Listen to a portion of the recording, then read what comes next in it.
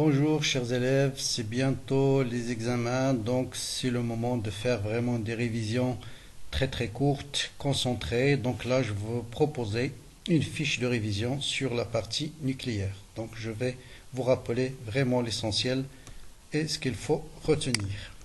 Donc première chose, il faut retenir d'abord les trois types de désintégration. Donc, vous avez des intégrations ou radioactivité de type alpha, donc c'est l'émission d'une particule ou d'un noyau d'hélium, et l'équation de désintégration est la suivante. Donc si vous avez un noyau AZ, va vous donner l'hélium plus un noyau Y de numéro atomique 1-4 et de nombre de masse 1-4 et de numéro atomique Z-2. Deuxième type de désintégration, c'est ce qu'on appelle la radioactivité bêta-. Donc cette radioactivité est régie par l'équation suivante. Donc son interprétation, c'est en fait un neutron de ce noyau-là qui va se transformer en proton. Comme ça, le numéro de masse va être conservé si un neutron se transforme en proton.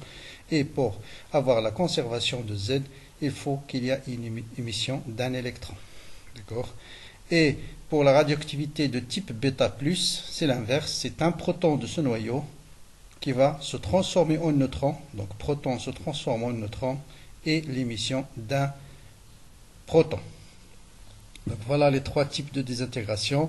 Ensuite, bien sûr, il y a les lois de conservation. Donc souvent, ce sont des questions de cours. Vous avez deux types de lois de conservation. On les a appliquées ici. C'est la conservation de la charge électrique. Vous avez Z est égal à Z-2 plus 2. Donc Z est égal à Z. Et vous avez bien sûr la conservation de nombre de nucléons. Je vous rappelle, un nucléon, c'est un proton, c'est la somme un proton ou un neutron. Ce sont les constituants du noyau. Donc vous voyez bien que si A, ici A-4 plus 4, on retrouve la conservation de A.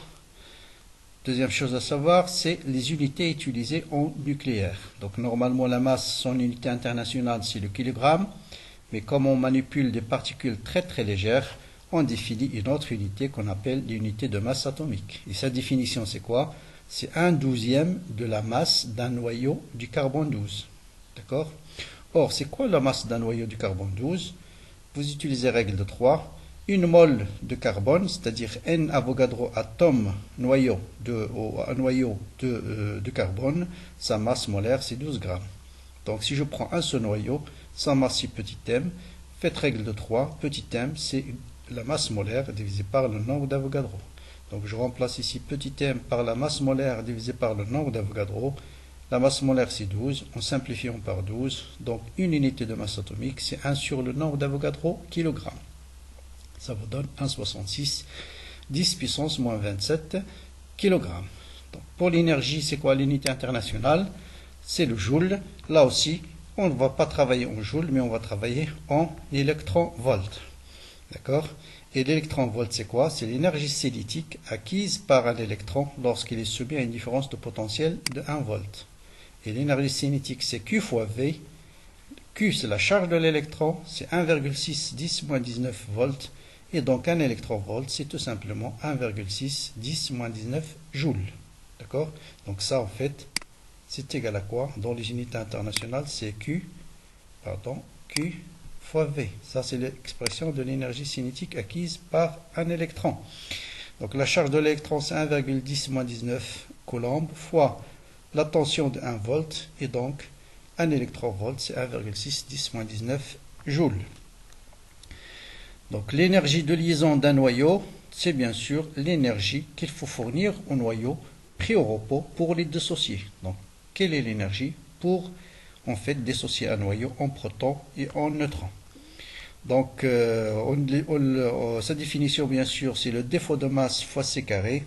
Et le défaut de masse, c'est le défaut qui correspond à cette équation-là. Donc, c'est Z, un noyau qui est formé par Z proton et A moins Z neutron. Et sa masse au repos, c'est Mn. Donc, vous voyez bien que la masse des constituants elle est supérieure à la masse du noyau. Et la différence est utilisée comme énergie de liaison pour assurer la cohésion des protons et du neutre. Donc delta M est positif. Donc ça c'est question très souvent posée. Donc l'énergie cinétique, l'énergie de liaison d'un noyau, donc faites très attention, donc c'est toujours, elle a la même définition. Donc si on vous donne un noyau ZXAZ, c'est Z fois la masse du proton, plus A moins Z fois la masse du neutron, moins la masse du noyau. Et souvent, pour comparer la stabilité de deux noyaux, on définit ce qu'on appelle l'énergie de liaison par nucléon. C'est celle-là qui nous détermine laquelle des noyaux, par exemple, est le plus stable. Donc, ce n'est pas l'énergie de liaison. On ne compare pas l'énergie de liaison de deux noyaux, mais on compare l'énergie de liaison par nucléon de chaque noyau. Et celui qui a l'énergie de liaison par nucléon et la plus grande valeur, c'est le noyau le plus stable. Bien. Autre chose à retenir, bien sûr, si delta M est en kilogrammes et la vitesse de la lumière en mètres par seconde, le défaut de masse, l'énergie de liaison, c'est en joules. Donc ça, c'est des unités internationales. Mais c'est très rare qu'on les utilise. Donc souvent, on utilise le défaut de masse en unité de masse atomique. Et dans ce cas, l'énergie de liaison, c'est le défaut de masse en unité de masse atomique multiplié par 931,5 mégaélectronvolts, c'est-à-dire 10 à la puissance 6 électronvolts. Autre loi importante en radioactivité, bien sûr, c'est la loi de décroissance. C'est-à-dire n à l'instant t, le nombre de noyaux à l'instant t est égal à n0 exponentielle moins lambda t. On peut définir tout de suite ce qu'on appelle t1,5, donc la période t1,5 ou la période d'un noyau, c'est le temps nécessaire pour la désintégration de la moitié des noyaux qui existaient à t égale à 0. Donc si le nombre de noyaux à l'instant t égale le nombre de noyaux initial divisé par 2, alors t est égal à t1,5. Et en remplaçant n de t par n0 sur 2, en appliquant le logarithme, vous arrivez à cette équation-ci qu'il faut retenir par cœur. Lambda, c'est le log de 2 sur t1,5. Bien, maintenant, je vais attirer votre attention sur la signification de ça. Est-ce que c'est le nombre de noyaux qui restent à l'instant t, ou bien c'est le nombre de noyaux qui se sont désintégrés à l'instant t? Quelle est votre réponse? N de t, est-ce que c'est le nombre de noyaux qui restent à l'instant t, ou bien le nombre de noyaux qui se sont désintégrés à l'instant t? Bien sûr, c'est le nombre de noyaux qui restent à l'instant t. Donc une autre relation très importante, le nombre de noyaux qui restent à l'instant t qui est égal à n fois t1,5. Ça, c'est toujours, faites toujours attention.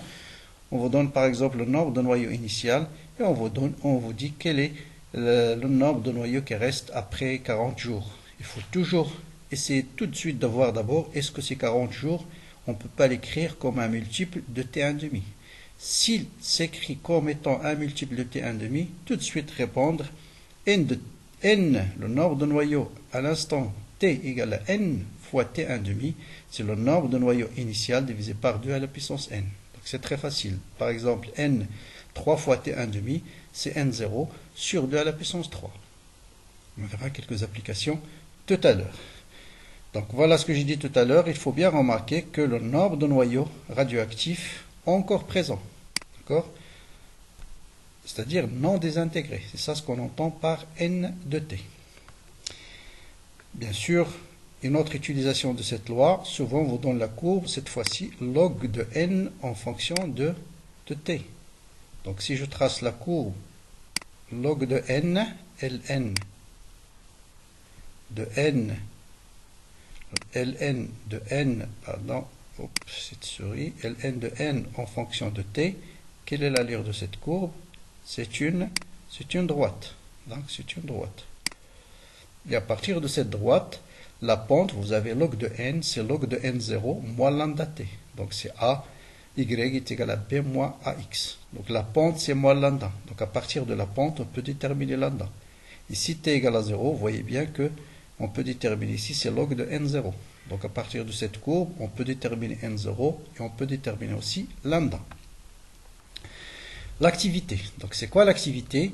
C'est tout simplement la vitesse de désintégration ou le nombre de désintégration par unité de temps. C'est delta de n sur delta de t. Donc sa définition, on peut l'écrire à partir de cette définition, on peut montrer que a de t c'est lambda fois n de t. Et n de t c'est n0 exponentielle moins lambda t. Et lambda fois n0, c'est ce qu'on appelle A0. Donc ça, ce sont des relations vraiment à retenir. Souvent, on les utilise. quand on veut parler des questions sur l'activité. Donc si on connaît l'activité à l'instant T, je peux déterminer le nombre de noyaux qui restent à l'instant T. Et inversement, si je connais le nombre de noyaux qui restent à l'instant T, je peux déterminer l'activité à l'instant T. Si je connais l'activité initiale, je peux déterminer le nombre de noyaux existants à l'instant T égale à 0. Donc là aussi, ce qui est valable pour le nombre de noyaux qui restent à l'instant T est valable pour l'activité. Donc l'activité d'un échantillon au bout de n T1,5 est égale à l'activité initiale sur 2 à la puissance n.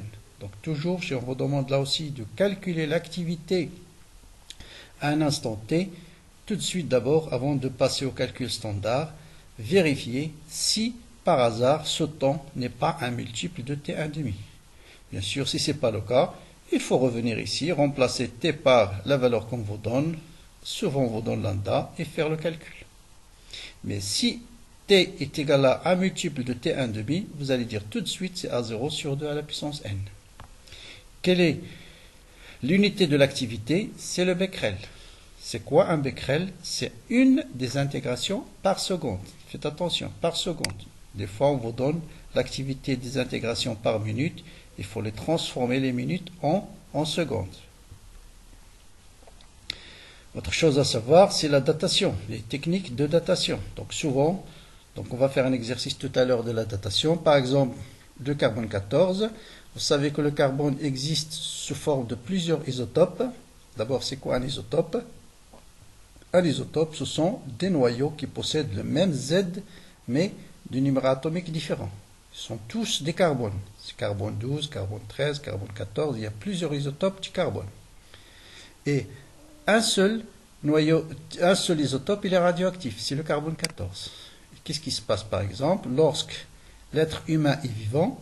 Vous avez un échange continu de carbone avec l'atmosphère et le nombre de noyaux du carbone 14 par rapport aux autres isotopes est constant lorsque l'être vivant, on est vivant.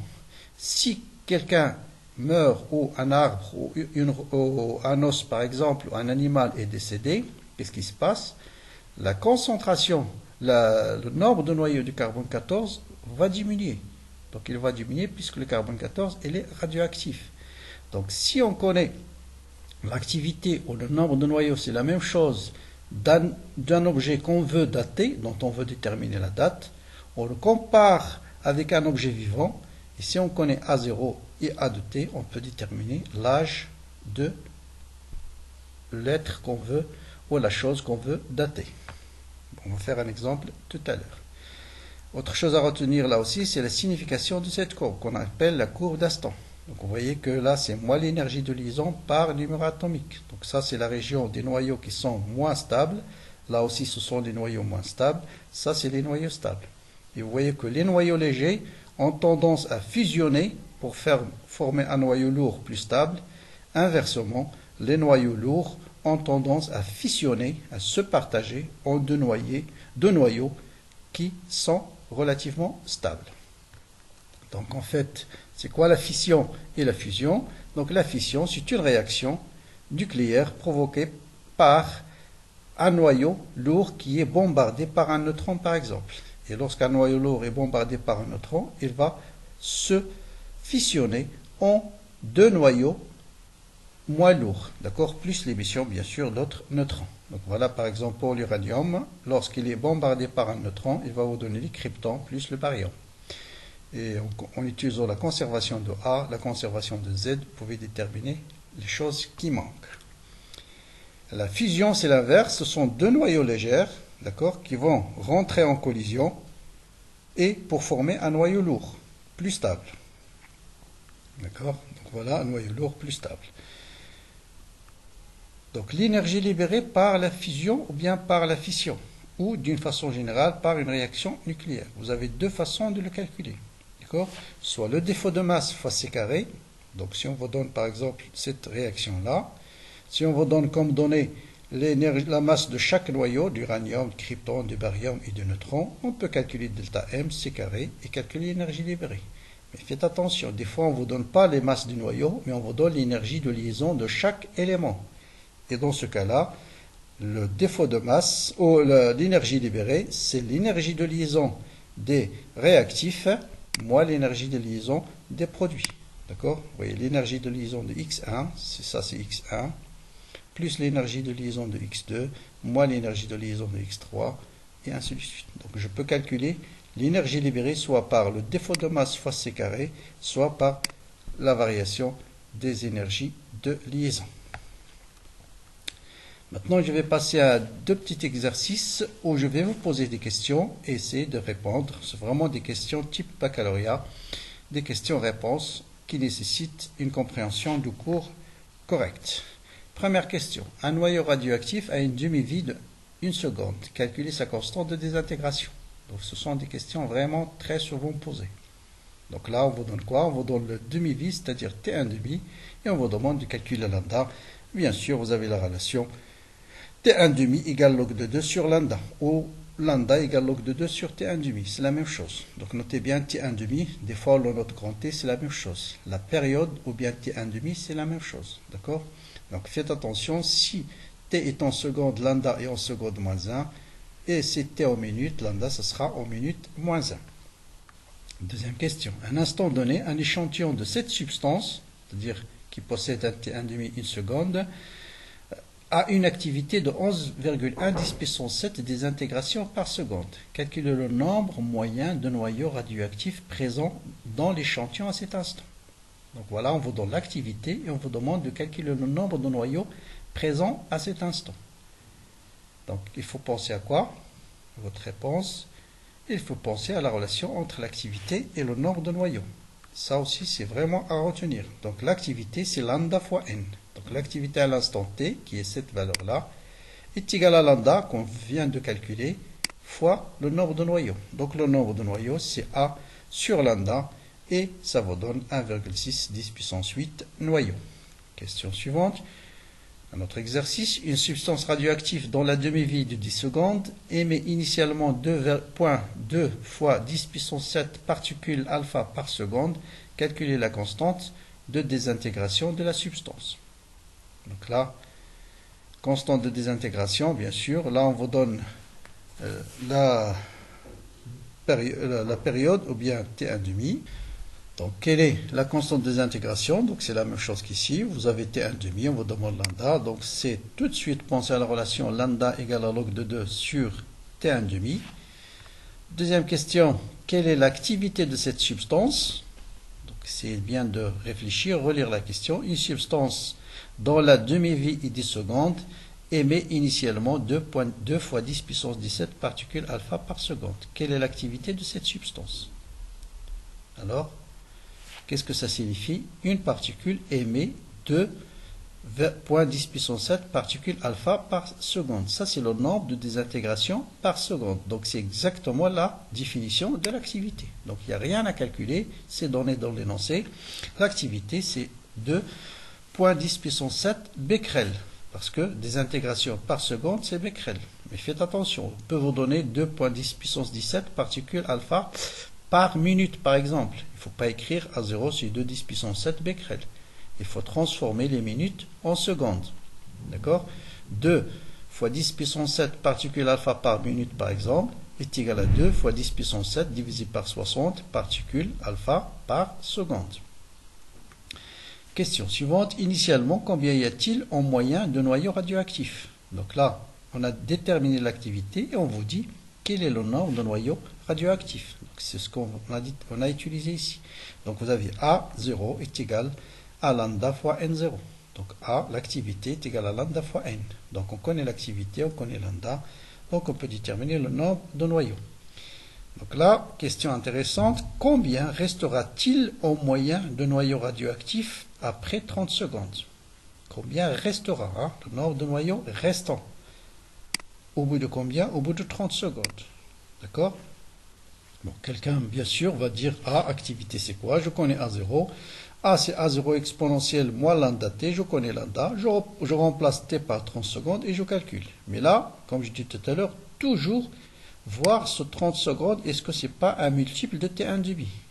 Qu'est-ce qu'on a dit T1,5 ici? C'est 10 secondes. Donc vous voyez bien que le temps qu'on vous demande de calculer le nombre de noyaux restants est égal à quoi? Est égal à 3 fois T1,5. Donc j'applique la formule que je vous ai donnée tout à l'heure. D'accord?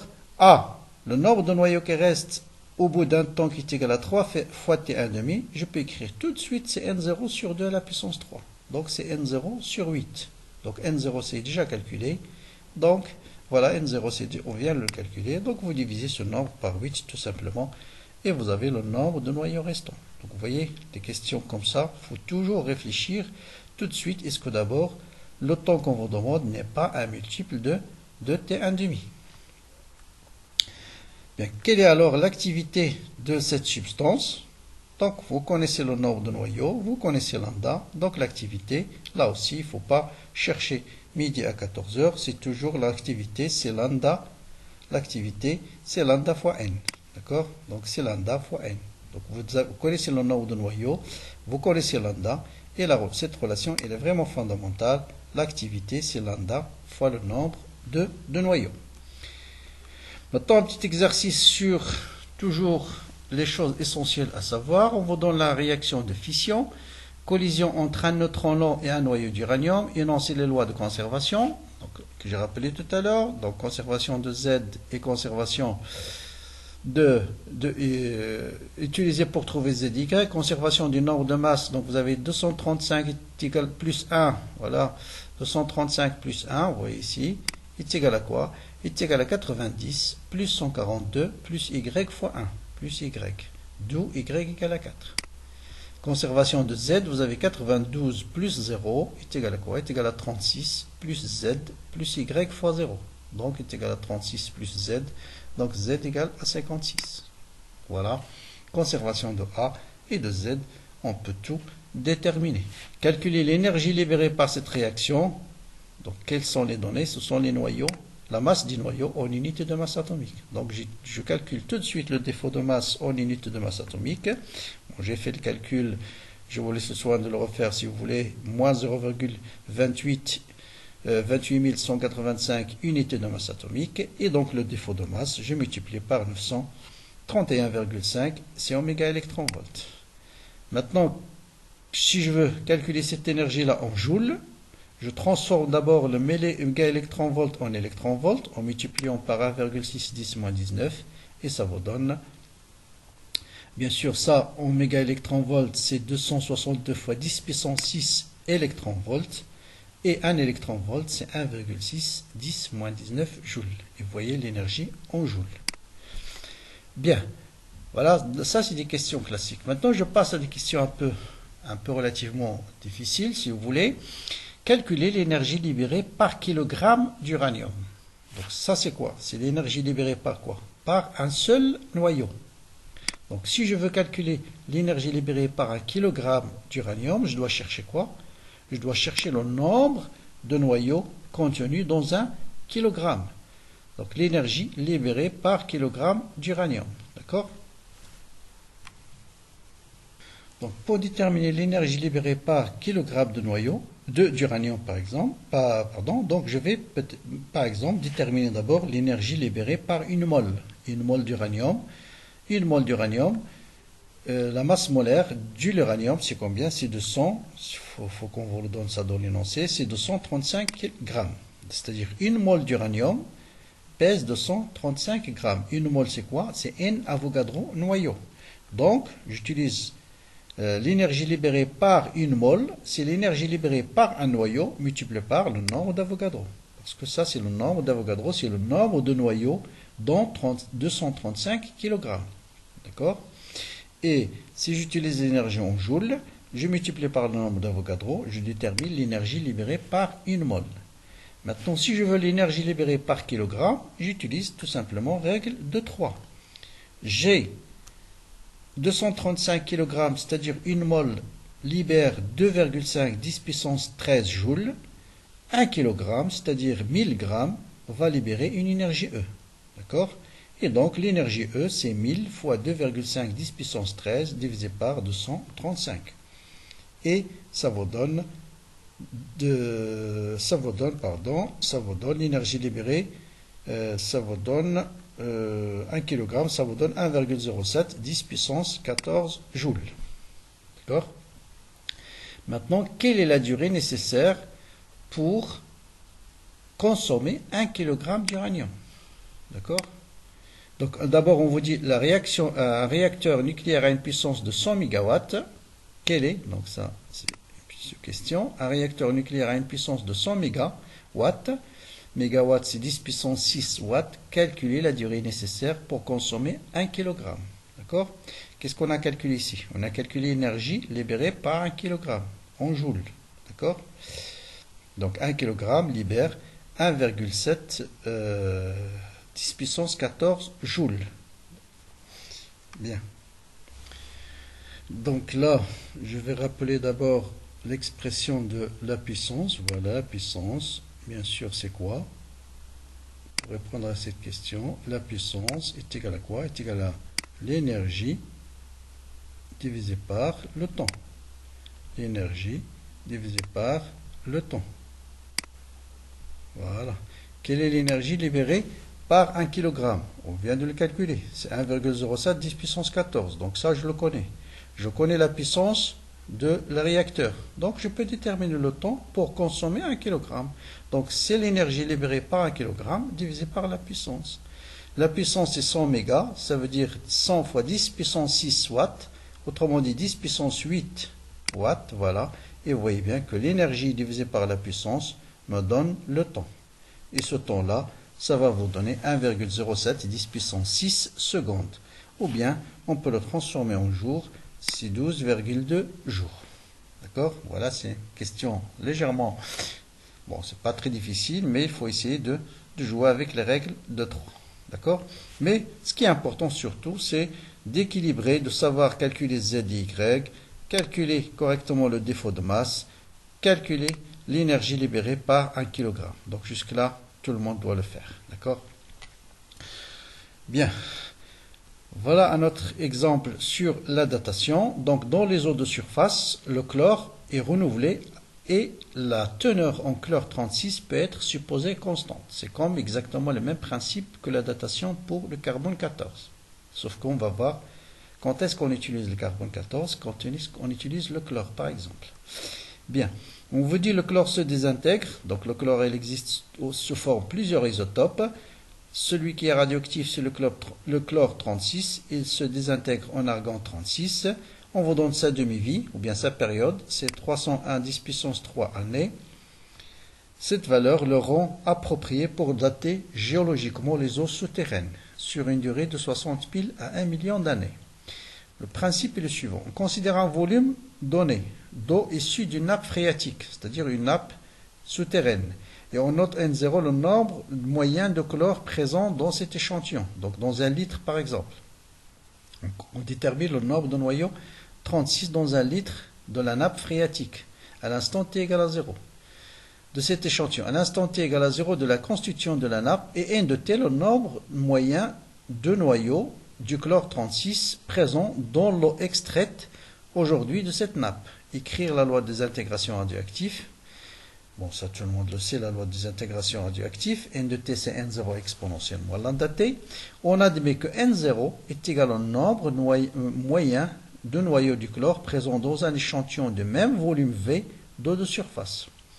Déduire la loi de décroissance radioactive, l'âge d'une nappe phréatique dont l'eau non renouvelée ne contient plus que 38% du nombre de noyaux du chlore 36 trouvés dans les eaux de surface. Je vous explique le principe. Voilà une eau de surface. Ça, c'est une eau qui est sur la surface. D'accord? Surface. Et ça, c'est la nappe phréatique. Donc, celle-là, elle est en contact avec de l'air. Donc, le pourcentage, le nombre de noyaux du chlore, par exemple, ça, c'est le nombre de noyaux de chlore total, en bleu. Et en jaune, le nombre de noyaux de chlore 36. Et par exemple, si vous prenez 100 noyaux de chlore sur une eau qui est en surface, vous allez trouver par exemple 15 noyaux du chlore 36 et 85 noyaux des autres isotopes. D'accord? Et ce pourcentage, il reste constant pour les eaux de surface. Pour une eau souterraine, qu'est-ce qui se passe? Le chlore 36, il est radioactif. Donc, le pourcentage du chlore 36 va diminuer au fur et à mesure que le temps passe. Et pour savoir la date de l'eau souterraine, qu'est-ce qu'on fait? On prend 1 litre par exemple de cette eau qui est en surface, 1 litre de la nappe phréatique, je détermine le nombre de noyaux du chlore 36 présents dans la nappe phréatique, je connais le nombre de noyaux du même volume dans une nappe en surface, et on vous dit le rapport entre ce nombre ici de cette eau-là qu'on veut dater est égal à 38%, c'est-à-dire 0,38. Ça c'est quoi en fait? C'est N de T sur N0. D'accord? Donc là, vous avez le nombre de noyaux à l'instant T. Je le compare par rapport au même volume d'une nappe qui est renouvelée en surface. Et donc, je connais N0. Et vous voyez, connaissant N de T et N0, je peux déterminer T. Au lieu de N de T, N0, ça peut être l'activité de cet échantillon par rapport à l'activité d'une eau de surface. C'est exactement la même chose. Soit on vous donne les activités de la partie qu'on veut dater et l'activité du même échantillon équivalent vivant, soit le nombre de noyaux de la partie qu'on veut dater et le nombre de noyaux de l'échantillon vivant. Donc voilà, je connais N de T sur N0, voilà en fait ce qu'il faut retenir. Donc dans cette phrase-là, ça signifie que N de T sur N0 est égal à 0,38. D'accord? Or, N de T, c'est N0 exponentielle moins lambda T, ça veut dire exponentielle moins lambda T égale à 0,38. Lambda est les données, d'accord, puisque je connais le T1,5, donc je peux déterminer lambda. Et donc, après un petit calcul, vous pouvez déterminer facilement l'âge de cette nappe phréatique. D'accord? Maintenant, question, pourquoi on n'utilise pas le carbone 14 au lieu du chlore? Donc ça, vous le transformez en années. Ça, c'est le nombre de secondes dans une année. Et ça vous donne à peu près 420 000 années. D'accord? Donc, question, pourquoi on ne peut pas utiliser le carbone 14 dans ce cas-là? Question de réflexion, à votre avis, pourquoi?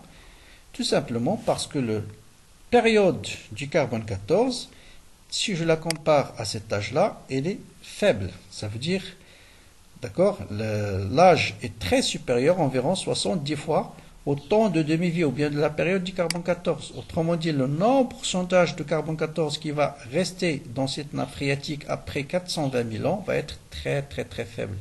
Donc, ce n'est pas adapté pour dater la nappe phréatique. Donc, quand est-ce qu'on utilise le carbone 14? En fait, pour des dates moyennes.